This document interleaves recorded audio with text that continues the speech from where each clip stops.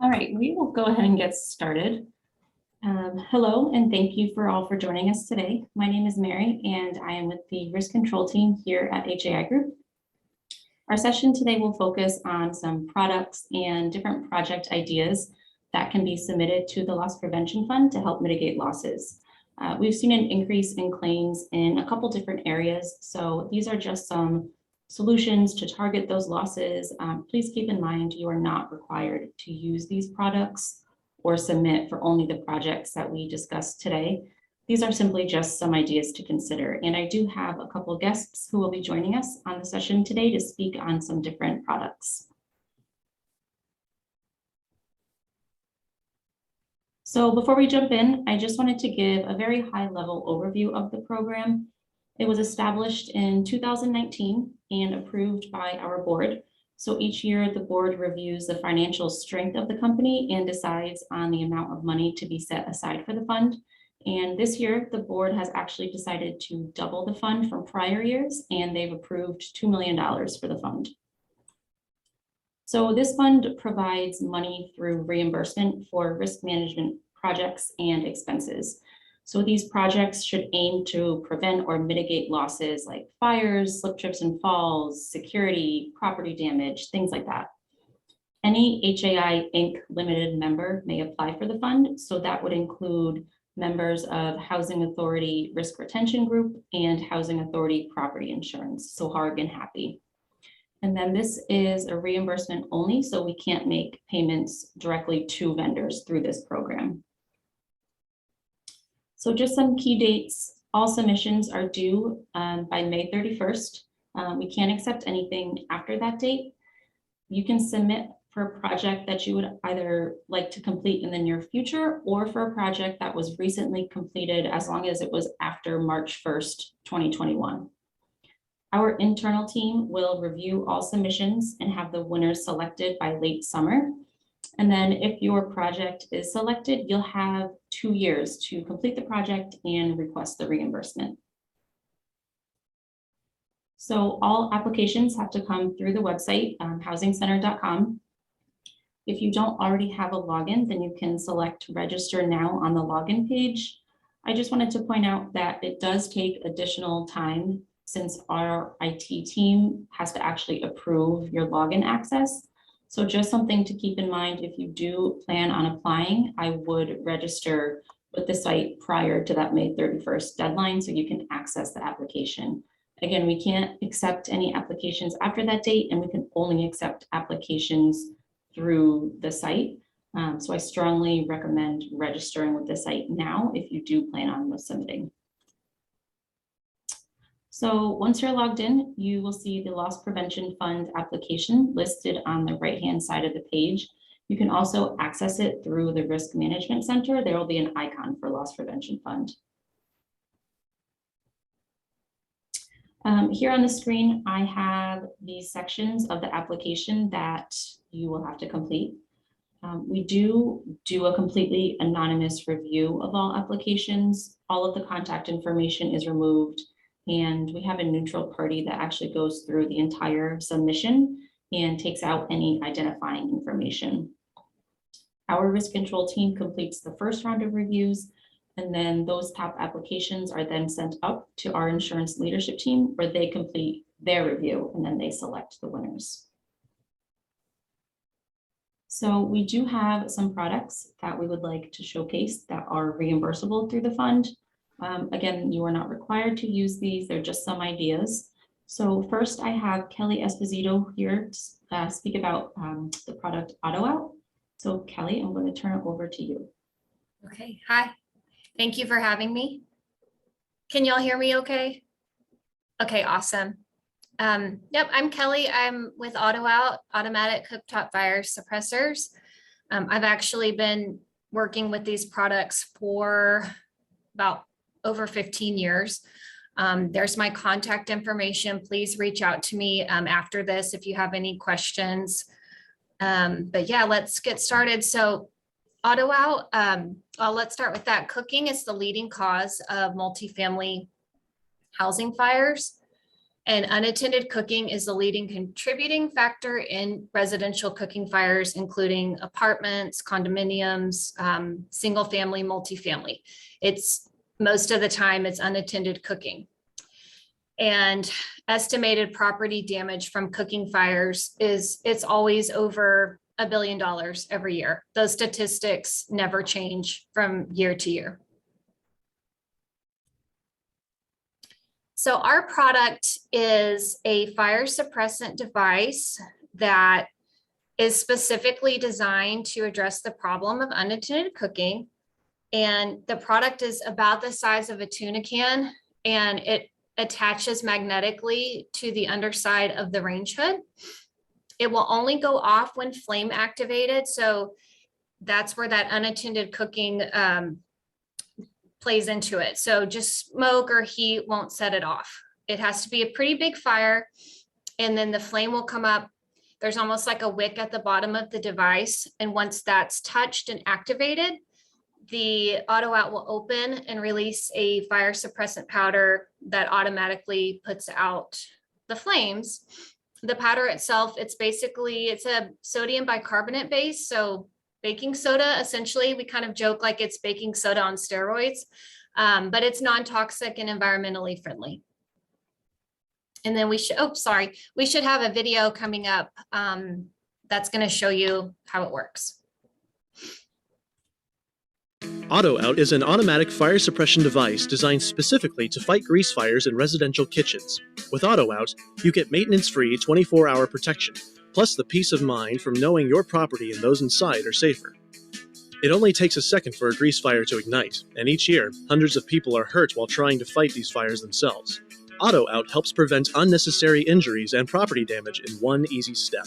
AutoOut canisters magnetically mount to the underside of any vent hood without the need for tools. Each unit protects 2 burners and works in a variety of vent hood and stovetop configurations, and since they don't require batteries, they're completely maintenance-free.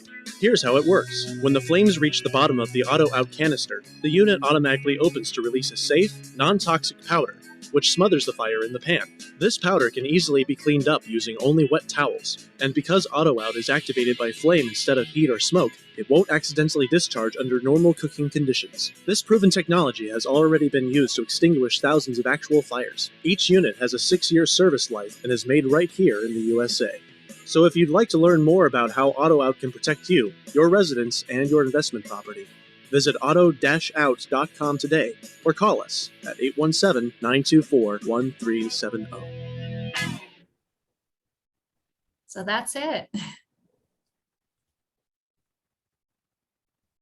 So we have hundreds of testimonials from anywhere from multifamily housing, risk managers, property owners, property managers. So you can read a couple of these. Tina Cox, she's a risk manager at McKinley Properties. She says, we believe they've suppressed every fire they have activated over. And then Peggy Obermeisek, risk manager with KMG Prestige. she sends us things like this every couple of months about, hey, we had another one activate and save the entire building. So there's a couple, and then I think we have another one coming up on the next page. Yeah, this is great. So John Gillespie, president of WAC Management Company in Texas. So they installed hundreds and hundreds of the AutoOuts, and it was a large investment. But as you can read, the investment has paid off handsomely. Their damages are less than $1,000.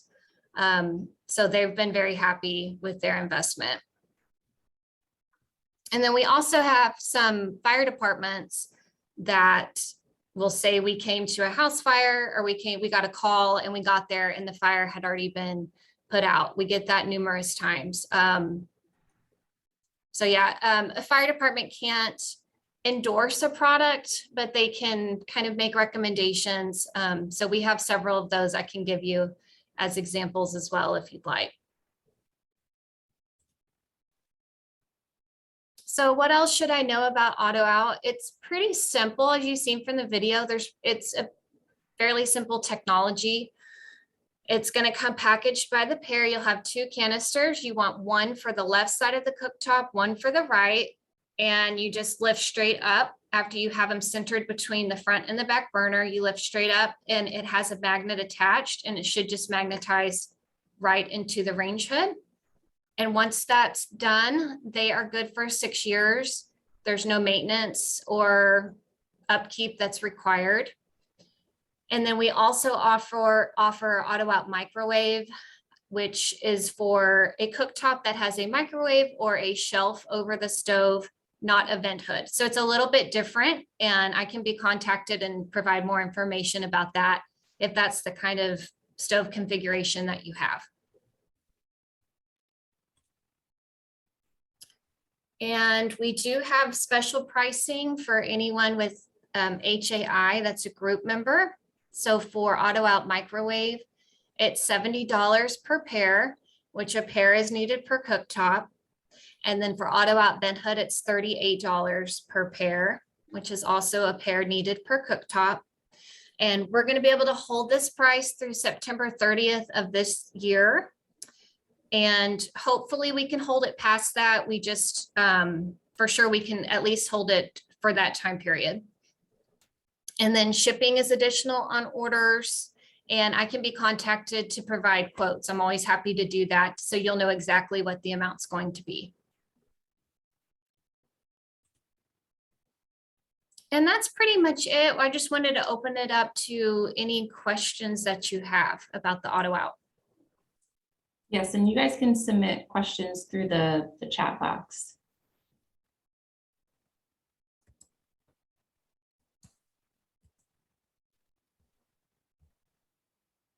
No questions. Okay, that's fine. And please, if you have any questions, feel free to give me a call or email, and I'd be happy to help. Thank you, Kelly. Thank you. Really, Thanks really so much. Great product. Thank you. We'll also open up for questions at the end of the session. So if anyone has any more, feel free to submit. So next, Nick Mayo, who is a senior risk consultant here at HAI Group, he is going to talk about a drainage product that's designed to protect against building water damage. So Nick, I'll hand it over to you. Sure. So just to give a little background on why we're taking the time to describe this product today. What we've seen as an insurance company is obviously the water damage effects either after a fire or after a intentional or accidental discharge of a sprinkler system, especially within high-rise buildings. And as we know, if it's let's say it's a high-rise that has a kitchen fire and they don't have an AutoOut suppression device, and there's a sprinkler head activation, the water damage that may come after the activation of a sprinkler head, if a housing authority or one of our agencies or a property manager does not have a plan to mitigate that water, the sprinkler heads can be, once activated, can flow water for an extended period of time, and that's a lot of gallons per minute within that building that, as we all know, go from the 10th floor down to the first sometimes. So one product that's out there is the threshold drains that can be installed within your building. What they do is they are designed to fit in front of the elevator door or in front of an elevator bank to limit water flow into the elevator shaft. This will protect mechanical parts of your elevator, which we all know is very costly to replace. It will prevent elevator shafts from filling up with water and personnel from the effects of cascading water when staging and performing emergency egress. Most elevator pits will have drainage systems or sump pumps. And we know with the design of elevators, whether they are hydraulic or cable, cable elevators and traction elevators are from top side down when it comes to mechanical, but still on the bottom side of the elevator can be the electrical system. Now on a hydraulic side, we know that everything goes from the bottom up. So water in that elevator pit can be a very costly, aftermath if water does get in that elevator. So we can go to the next slide, Mary. So some interesting code requirements when you look into threshold drains.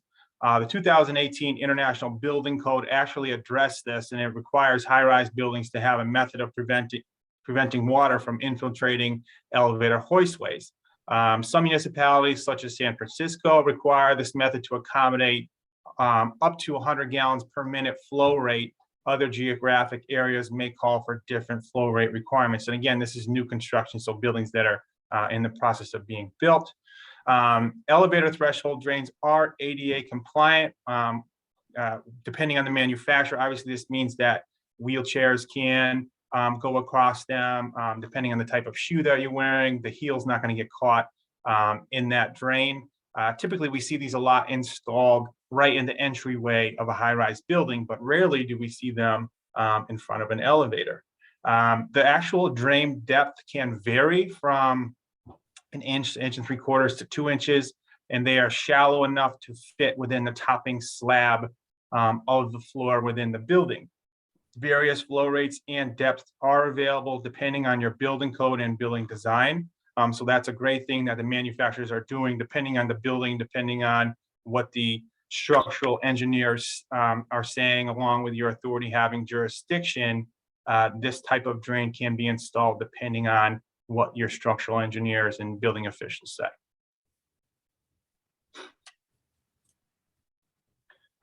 So as I've already mentioned, these threshold drains can be designed and manufactured for the front of your elevator, hallways and doors to meet local, state, and international building codes. They can be placed in front of emergency egress stairwells and entranceways into buildings. When it comes to the installation procedures for these drains, as I said, consulting with a structural engineer to determine the design requirements is extremely important. They're going to look at the building construction within your building, the type of concrete slab for your floors, and along with that, consulting with your AHJ, the building official will determine required flow rates. So again, when these drains are installed, the piping usually is piped into the elevator hoistway. So that has to be done by an engineer and designed by an engineer. One good recommended piece of advice that when I talked to actually a few of the manufacturers for these drains was in approaching them, we were having the conversation, how do we know where water is going to go? Let's say if it gets in a hallway. So obviously we don't want to take a 5-gallon bucket of water and dump it out in the hallway, because then we have to clean it up. But what you can do is, we know there's high spots and low spots within a building and on a floor. For instance, if you take, let's say a jar full of marbles, you can drop them on the floor and you'll know where the low spots are. Hence, you'll know where the water is going to go. So if there's a low spot in the floor, that's where water is going to collect. Typically, water collects in front of the elevator hoistways, and again, that leads to the damage. If there is slope in the floor leading to, let's say, the emergency stairs for egress, then maybe a floor drain can be installed in front of those stairways. So what they recommended was to use marbles or ball bearings or things like that. You can see and try to predict where water is going to go. And then from that, that's where you can consult with your structural engineers to figure out where you can install the threshold drains and how that drainage can be retrofitted into your building. Go ahead, Mary. So a couple suppliers, and these links, I believe, are in the slides, which you are going to get after the presentation. So J.R. Smith Manufacturing, along with Zern, on their website, they go into great detail on what these thresholds can do, what the gallons per minute are.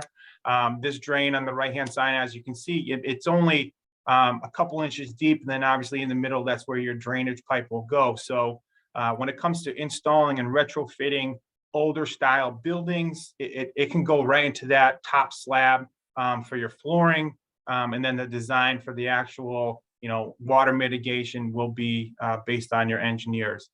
So depending on your building code requirements, along with your authority having jurisdiction, this definitely is something that comes to mind for the loss prevention fund. If you do not have a plan for water mitigation, if you haven't consulted with your authority having jurisdiction on what to do if you have an activated sprinkler head, this is definitely something that can be bought, purchased, installed, and engineered for your building to clean up that water at the result of either an intentional or accidental sprinkler head activation, or even from a fire department using their hose lines to extinguish a fire. I think that's all I had, Mary, for that. Thank you, Nick. And also I just wanted to mention, we do have a whole training program on just water damage in general and some mitigation. So if anyone is interested in that, just reach out and we can provide that. I'm just going to see if there's any questions for that one. Okay. So the next thing I wanted to talk about was the somewhat recent HUD requirement for carbon monoxide detectors. So I'm sure you're all aware the notice was published by HUD in January of this year, and it requires that all federally assisted units have to be equipped with carbon monoxide detectors no later than December 27th of this year. So the notice clarifies that HUD will enforce the requirement, just making sure that all of the federally assisted units are complying with the International Fire Code. There are 2018 standards pertaining to carbon monoxide detection. I do have the links to these codes on this slide, and so that will all be available when we send this out in the follow-up email after the session. So since everyone is going to have to comply with this, I just wanted to kind of point out the difference between installing hardwired and battery. So we would recommend installing hardwired detectors rather than battery operated. The hardwired ones, they will be more of an upfront cost, but in the long run, it will provide better protection. The hardwired detectors, they're more costly to install since they need to be connected to the building's power supply, but that will also allow for interconnection. So hardwired alarms can be connected to each other, so when one rings, all of the others will also ring. The hardwired alarms are also more dependable since they are connected to the power supply, and then in the event of a power outage, they do have that battery backup. Also, when they're hardwired, you don't run the risk of residents tampering with the detectors and potentially removing batteries, which would then leave them non-functioning. So then just a few other kind of project ideas that we wanted to mention. Electrical system enhancements. So I'm going to talk specifically on replacing faulty circuit breakers that you may have in your building. So of course, circuit breakers are designed to prevent circuits from overheating, but faulty or aging breakers may not trip as they should in the event of a power surge, which of course is a fire hazard. And there are a couple different manufacturers that we've seen a lot in buildings that have either been recalled or they have some type of known risk. A pretty well-known one is the Federal Pacific stab lock breakers. So with these, independent testing has shown that these specific breakers failed to trip as much as 70% of the time. And a lawsuit back in 2002 ruled that Federal Pacific knowingly distributed these breakers, which didn't meet UL standards, even though they were labeled as meeting UL standards. So along with those known risks, these breakers are also just old. They were manufactured and installed from the 1950s through the 80s. So we always recommend replacing these when we do identify them in buildings, and this is certainly a project that can be submitted to the fund. Another manufacturer is Zinsco. So these were popular in the 70s. And then in the mid 70s, the Zinsco company was sold to GTE Sylvania, and they continued to manufacture the product under that Zinsco name until the equipment was discontinued due to safety hazards. The risk with these breakers is also that potential for failing to trip due to poor internal connections. And then these are labeled, they can be labeled as Sylvania, Zinsco, GTLE, Sylvania, Zinsco, kind of just a combination of those. There was no actual official CPSC recall on these or the stab lock breakers. The company essentially just stopped producing them. And then square D breakers are another brand that we recommend replacement due to the potential hazard. There are a few different recalls associated with square D breakers. There's one in 1988, 2004, and then again in 2006. However, there are only specific model numbers that are applicable to this recall.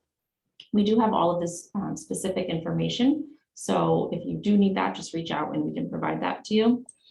With these ones, since they, there were specific models that were recalled by the CPSC, there is a free replacement program through the company. So your organization should only be charged for your electrician's labor costs. The manufacturer will actually reimburse those labor costs if you have the equipment that was affected by the 2004 recall. But if you do have labor costs from some of the other recalls, then that's something that you can apply for through the fund. Another one is security enhancements. So we have definitely seen an increase in security related claims over the past few years. So by enhancing security on public housing properties, it's going to help deter criminals, prevent unauthorized building entry, help with your investigations, and then just overall keep your properties and people safe. So expenses relating to purchasing or upgrading things like security cameras, fencing, or key fob systems, those are all eligible through the fund.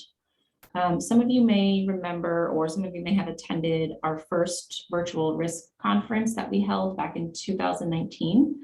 We actually had a speaker from the company InstaKey, and they offer a key control system with a user rekeyable core. So you're able to do that yourself, and cloud-based key tracking software. So that's definitely a more modern and also more effective method to managing security of your keys. So if there are other newer technologies out there similar to this, those are all definitely options to submit to the fund. And then projects relating to fire safety and life safety systems within your buildings is also eligible. Having properly functioning fire and life safety equipment is imperative.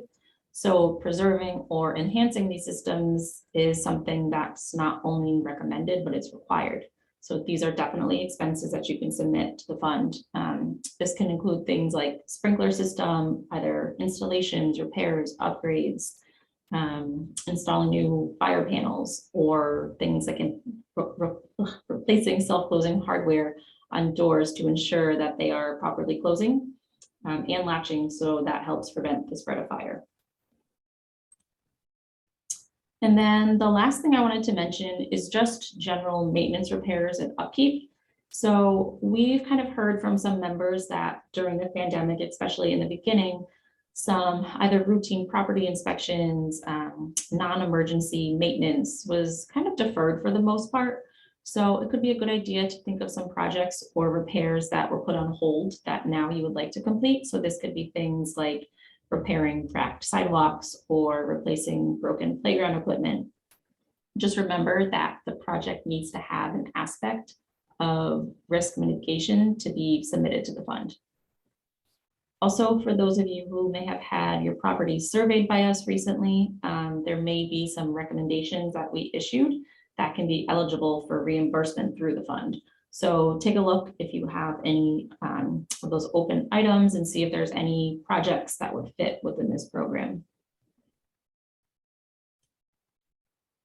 So I wanted just to open it up to kind of some general questions.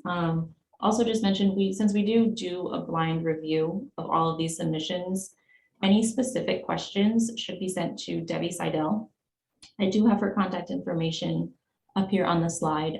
Debbie receives all of the submissions and she does a full comprehensive review, and she takes out any contact information or anything that can identify which housing authority it's coming from. So just to make sure everything remains confidential, you can direct any specific questions to Debbie and then she'll kind of funnel them out to us.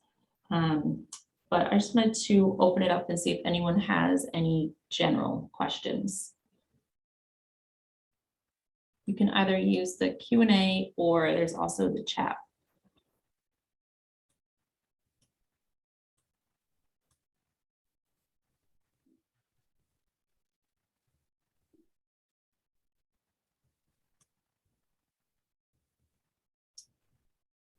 I'm not seeing any yet.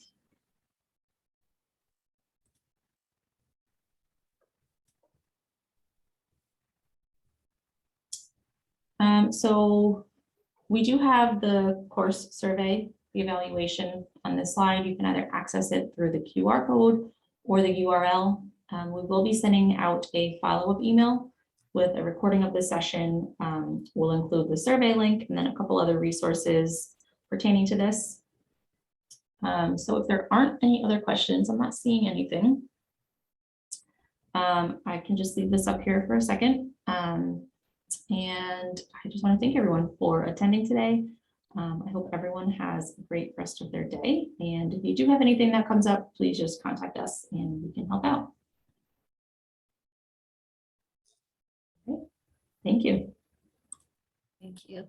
Thanks, Mary. Thanks, Kelly. Thank you so much. Thank you.